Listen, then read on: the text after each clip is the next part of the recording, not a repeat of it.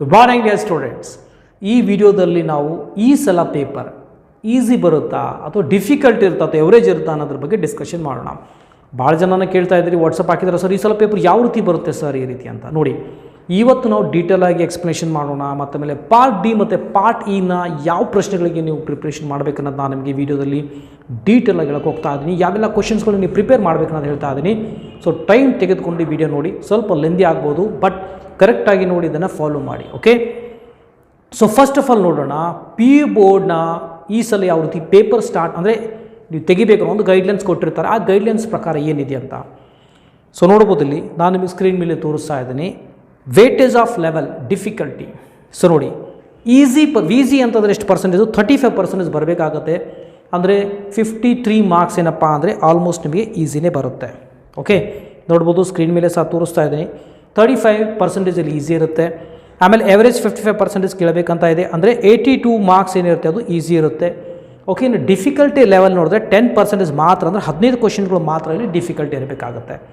So difficulty ಅಂದರೆ ಪ್ರತಿ ಸಲ ಆ್ಯಕ್ಚುಲಿ ಒಂದು ಪ್ರೋಟೋಕಾಲ್ ಇರುತ್ತೆ, ಒಂದು ರೂಲ್ ಇರುತ್ತೆ, ಒಂದು ಸೆಟ್ ಆಫ್ ರೂಲ್ಸ್ ಇರುತ್ತೆ. ಕ್ವಶನ್ ಪೇಪರ್ ತೆಗೆಯುವಾಗ ಆ ಒಂದು ರೂಲ್ನ ಕಂಪಲ್ಸರಿ ಫಾಲೋ ಮಾಡಲೇಬೇಕಾಗುತ್ತೆ.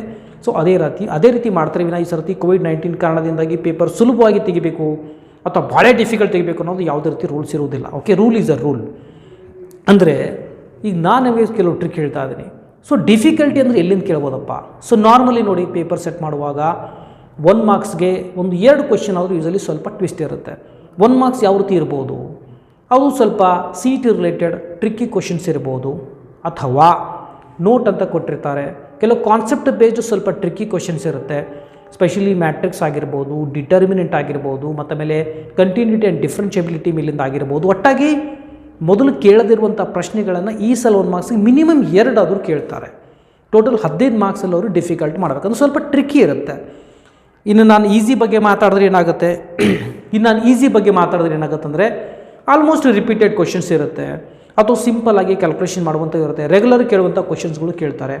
ಎವರೇಜ್ ಅಂದರೆ ಸ್ವಲ್ಪ ಕ್ಯಾಲ್ಕುಲೇಷನ್ ಸ್ವಲ್ಪ ಎವರೇಜ್ ಇರುತ್ತೆ. ಓಕೆ, ಸೊ ಮತ್ತು ಆಮೇಲೆ 2 ಮಾರ್ಕ್ಸ್ನಲ್ಲಿ ಒಂದು 2 ಅಥವಾ 3 ಕ್ವಶನ್ ಸ್ವಲ್ಪ ಟ್ವಿಸ್ಟ್ ಇರ್ಬೋದು. ಯಾವ ರೀತಿ ಇರ್ಬೋದಪ್ಪ? ರೂಲ್ ಅಂತೂ ಬ್ರೇಕ್ ಆಗೋದಿಲ್ಲ, ಸೇಮ್ ಇರುತ್ತೆ. 2 ಮಾರ್ಕ್ಸ್ಗೆ ಮಿಸ್ಸಲ್ನಿಯಸ್ ಅನ್ಸಾಲ್ವ್ನಿಂದ ಒಂದು 2-3 ಕ್ವಶನ್ ಕೇಳ್ಬೋದು, ಅಥವಾ ಮಿಸ್ಸಲ್ನಿಯಸ್ ಸಾಲ್ವ್ನಿಂದನೇ ಸ್ವಲ್ಪ ಟ್ರಿಕ್ ಇರುವಂಥ ಪ್ರಶ್ನೆಗಳನ್ನು ಕೇಳ್ಬೋದು. ಓಕೆ, ಸೊ ಈ ರೀತಿ ಸ್ವಲ್ಪ ಡಿಫಿಕಲ್ಟ್ ಅಂದರೆ ಹಿಂದಕ್ಕೆ ಕೇಳದಿರುವಂಥ ಪ್ರಶ್ನೆಗಳನ್ನು ಕೇಳ್ಬೋದು. ಆವಾಗಲೇ ನಿಮಗೆ ಸ್ವಲ್ಪ ಡಿಫಿಕಲ್ಟ್ ಆಗುತ್ತೆ.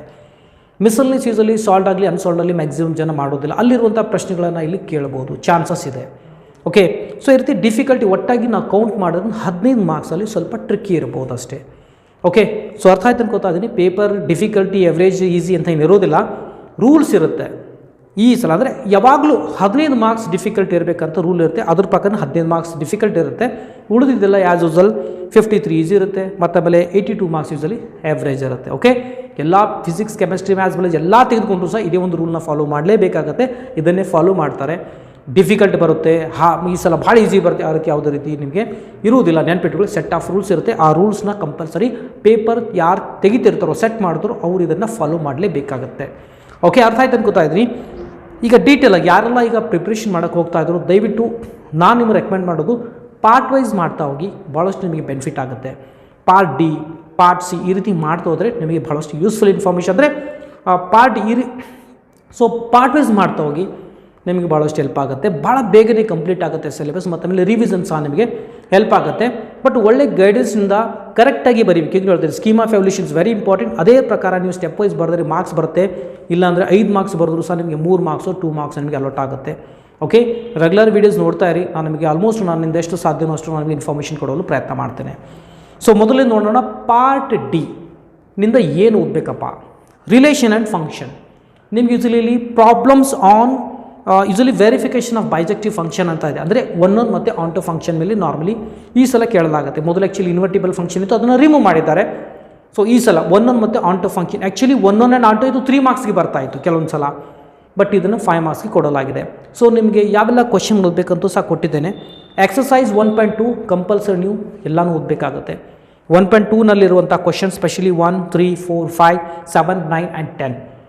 ಆ ಕ್ವಶನ್ಸ್ನ ದಯವಿಟ್ಟು ಫೋಕಸ್ ಮಾಡಿ, ಚೆನ್ನಾಗಿ ಪ್ರಾಕ್ಟೀಸ್ ಮಾಡಿ. ಡೆಫಿನೆಟ್ಲಿ ನಿಮಗೆ ಅದರೊಳಗಿಂದ ಒಂದು ಬರುವಂಥ ಸಾಧ್ಯತೆ ಹೆಚ್ಚಿದೆ. ಓಕೆ, 1 and 2 ಇರೋ ಕ್ವಶನ್ಸ್ಗಳು ಯಾವ 5 ಮಾರ್ಕ್ಸ್ಗೆ ಡಿಸರ್ವ್ ಆಗುತ್ತೋ ಅದನ್ನು ಅಲ್ಲಿ ಬರೆದಿದ್ದೇನೆ.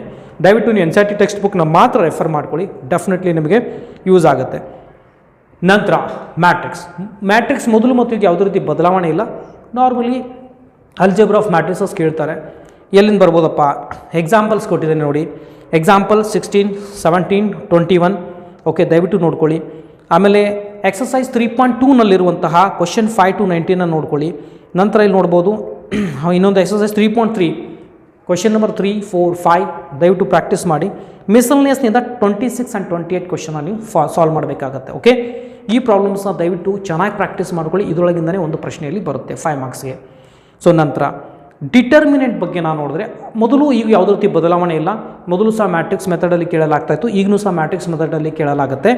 ಕ್ವಶನ್ ನಂಬರ್ 28, 29 ಆಗಿರ್ಬೋದು. ಓಕೆ, ಅಬ್ಸರ್ವ್ ಮಾಡಿ ಇಲ್ಲಿ.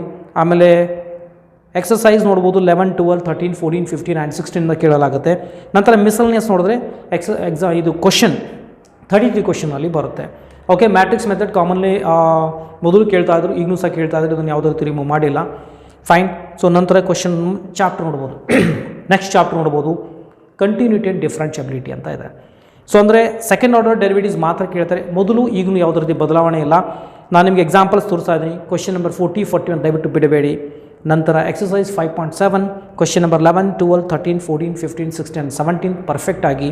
ಸೊ ಮಿಸಲ್ನಿಯಸ್ನಲ್ಲಿ ಕ್ವಶನ್ ನಂಬರ್ 16, 17 and 23 ಕ್ವಶನ್ ದಯವಿಟ್ಟು ಇದನ್ನು ಪ್ರಾಕ್ಟೀಸ್ ಮಾಡ್ಕೊಳ್ಳಿ. ಇಲ್ಲಿಂದಲೇ ನಿಮಗೆ 5 ಮಾರ್ಕ್ಸ್ ಕೇಳಲಾಗುತ್ತೆ. ಸೊ ನಂತರ ಅಪ್ಲಿಕೇಶನ್ ಆಫ್ ಡೆರಿವೇಟಿವ್ಸ್ ನೋಡಿದ್ರೆ ರೇಟ್ ಮೆಜರಿಂದ ಬರುತ್ತೆ. ಈ ಎಕ್ಸಾಂಪಲ್ 3, 4, 5 ಆಗಿರ್ಬೋದು. ಅಥವಾ ಈಗ 6.1 ಭಾಳ ಮುಖ್ಯವಾಗಿರುವಂಥ ಪ್ರಶ್ನೆ ನಮಗೆ ಇಲ್ಲಿ ಕೊಟ್ಟಿದ್ದೇನೆ. 5, 6, 7, 10, 11, 14, 17. ಓಕೆ, ಒಟ್ಟಲ್ಲಿ ಹೇಳಬೇಕಂದ್ರೆ 6.1 ದಯವಿಟ್ಟು ಎಲ್ಲ ಕಂಪ್ಲೀಟಾಗಿ ಓದ್ಕೊಳ್ಳಿ. ಅಂದರೆ ಆ್ಯಕ್ಚುಲಿ 2D ಡಯಾಗ್ರಾಮ್ ರಿಲೇಟೆಡ್ ಮಾತ್ರ ಕೇಳಬೇಕಂತ ರೂಲ್ಸ್ ಇದೆ. ಬಟ್ ಅದು ಸಹ ಕ್ಯೂಬ್ ರಿಲೇಟೆಡ್ 3D ಡಯಾಗ್ರಾಮ್ ಏನೆಲ್ಲ ಬರ್ತೋ ಅದನ್ನು ಒಂದು ಸಲ ನೋಡ್ಕೊಳ್ಳಿ, ಅದನ್ನು ಭಾಳ ಸುಲಭವಾಗಿರುವಂಥದ್ದು. ಬಟ್ ಇಲ್ಲಿ ಕೊಟ್ಟಿರುವಂಥ ಕ್ವಶನ್ ಮೇಲೆ ಸ್ವಲ್ಪ ಜಾಸ್ತಿ ಫೋಕಸ್ ಮಾಡಿ. ಮಿಸಲ್ನಿಯಸ್ 42 and 43 ಕ್ವಶನ್ನ ಪ್ರಾಕ್ಟೀಸ್ ಮಾಡ್ಕೊಳ್ಳಿ. ಓಕೆ, ಲ್ಯಾಡರ್ ಮೇಲೆ ಪ್ರಾಬ್ಲಮ್ ಇದೆ, ಸ್ವಲ್ಪ ಕಾನ್ಸಂಟ್ರೇಟ್ ಮಾಡಿರಿ. A man walks away from the pole ಅಂತ ಇದೆ, ಲೈಟ್ ಪೋಲ್, ಅದೂ ಸ್ವಲ್ಪ ಕರೆಕ್ಟಾಗಿ ನೋಡ್ಕೊಳ್ಳಿ.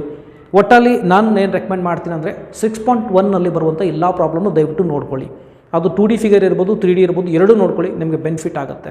ಓಕೆ, ಸೊ ನಂತರ ಇಂಟಿಗ್ರೇಷನ್ ಅಂದರೆ ಇಂಡೆಫಿನಿಟ್ ಒಂದು ಭಾಗ, ಇನ್ನೊಂದು ಡೆಫಿನಿಟ್ ಇನ್ನೊಂದು ಭಾಗ ಇದೆ. ಇಂಡೆಫಿನಿಟ್ ಇಂಟಿಗ್ರಲಲ್ಲಿ ಟೋಟಲ್ ಆಗಿ 9 ಸ್ಟ್ಯಾಂಡರ್ಡ್ ಫಾರ್ಮ್ಸ್ ಇದ್ದವು. ಓಕೆ, ಬಟ್ ಈ ಸಲ ಏನು ಮಾಡಿದ್ದಾರೆ, 3 ಸ್ಟ್ಯಾಂಡರ್ಡ್ ಫಾರ್ಮ್ನ ರಿಮೂವ್ ಮಾಡಿದ್ದಾರೆ. ನಾನು ತೋರಿಸ್ತಾ ಇದ್ದೀನಿ. ಈ 3 ಫಾರ್ಮ್ ಆಗಿರ್ಬೋದು, ಇದು ಸಿಲೆಬಸ್ಗಿದೆ, ಈ 3 ಫಾರ್ಮ್ನು ಸಿಲೆಬಸ್ಗಿದೆ. ಆದರೆ ಇದು ಒಟ್ಟಾಗಿ ರಿಮೂವ್ ಮಾಡಿದ್ದಾರೆ, ಇದನ್ನು ಓದುವಂಥ ಅವಶ್ಯಕತೆ ಇರುವುದಿಲ್ಲ. Okay, fine. ಆಮೇಲೆ ರಿಲೇಟೆಡ್ ಪ್ರಾಬ್ಲಮ್ಸ್ ಇಲ್ಲಿ ನೋಡ್ಬೋದು. Example 8, example 9. ಆಮೇಲೆ exercise 7.4 question number 1 to question number 15. ಆಮೇಲೆ 24, 25 ಸಹ ಮಾಡ್ಕೊಳ್ಳಿ. ಓಕೆ, ಇಲ್ಲಿ ಇಂಡೆಫಿನಿಟ್ ಇಂಟಿಗ್ರಲ್ ಡೆರಿವೇಷನ್ ಕೇಳ್ತಾರೆ ಒಂದು, ಅದನ್ನು ಮಾಡಿ ನಂತರ ಅದಕ್ಕೆ ಸಂಬಂಧಪಟ್ಟಂತೆ ಪ್ರಾಬ್ಲಮ್ಸ್ನ ಕೇಳಲಾಗುತ್ತೆ. ಓಕೆ, 5 ಮಾರ್ಕ್ಸ್ ಬರುತ್ತೆ.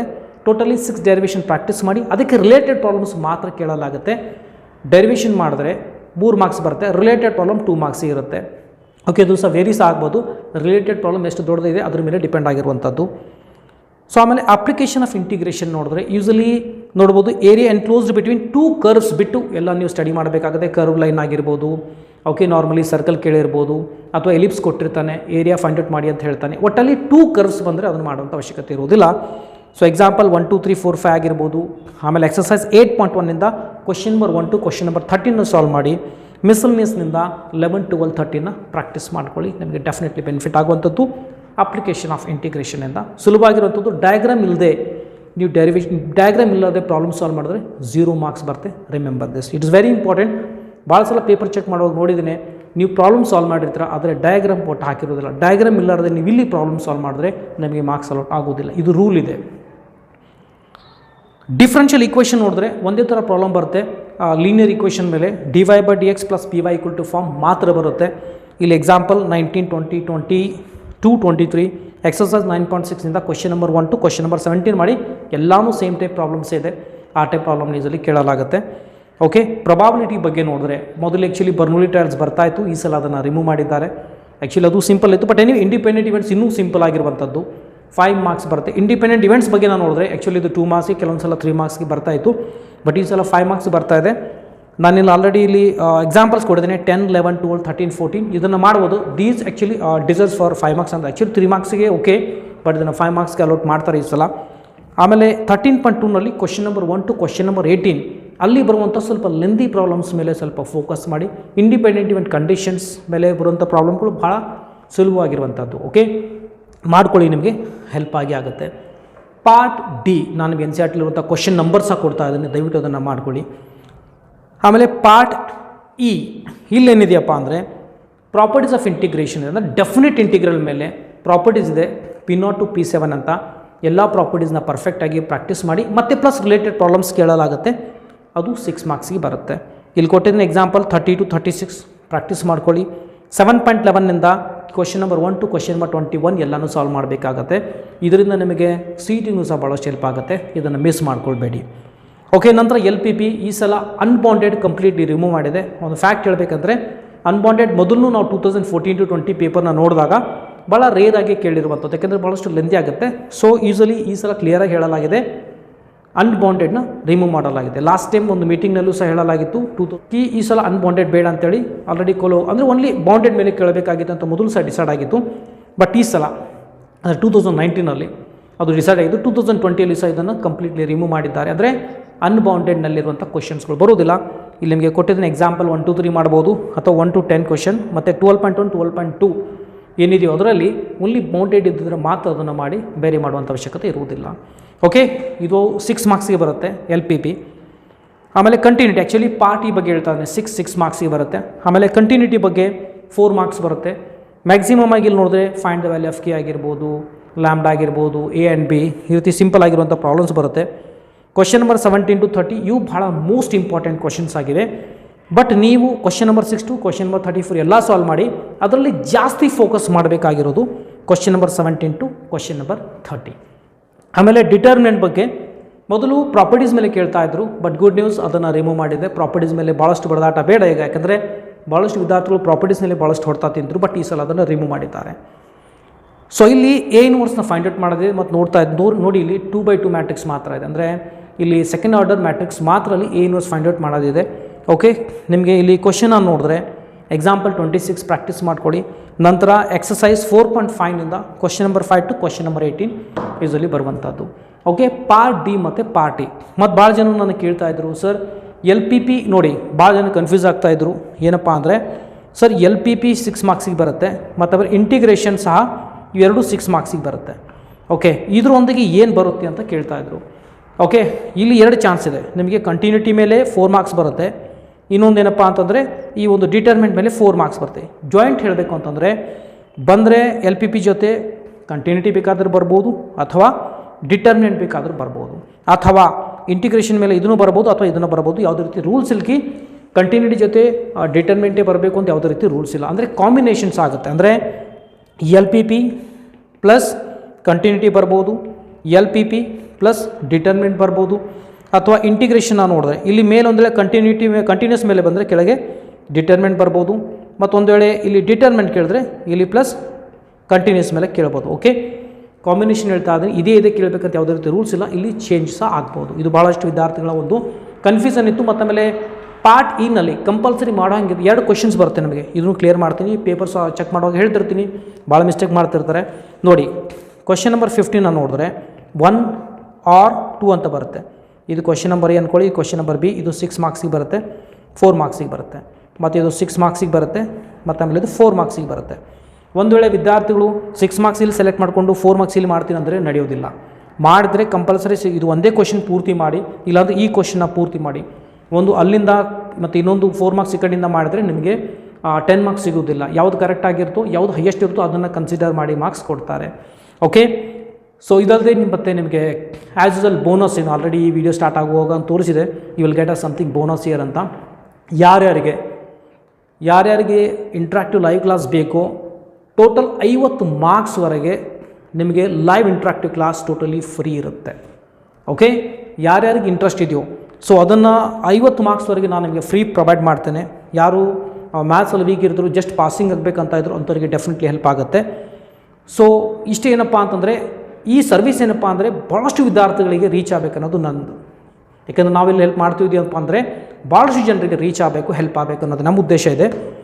ಸೊ ಮಿನಿಮಮ್ 1000 ವಿದ್ಯಾರ್ಥಿಗಳಾದರೆ ಆ ಒಂದು ಮೀನ್ಸ್ ಕ್ಲಾಸಸ್ ಬೆನಿಫಿಟ್ ತೆಗೆದುಕೊಳ್ಳೋ ಹಾಗಿದ್ದರೆ ಮಾತ್ರ ಅದನ್ನು ನಾನು ಸ್ಟಾರ್ಟ್ ಮಾಡ್ತೀನಿ. ವಿನಃ 20 ಜನ 30 ಜನ ಇದ್ದರೆ ಅದನ್ನು ನಾನು ಫ್ರೀಯಾಗಿ ಅದನ್ನು ಕೊಡೋಕ್ಕೆ ಹೋಗೋದಿಲ್ಲ.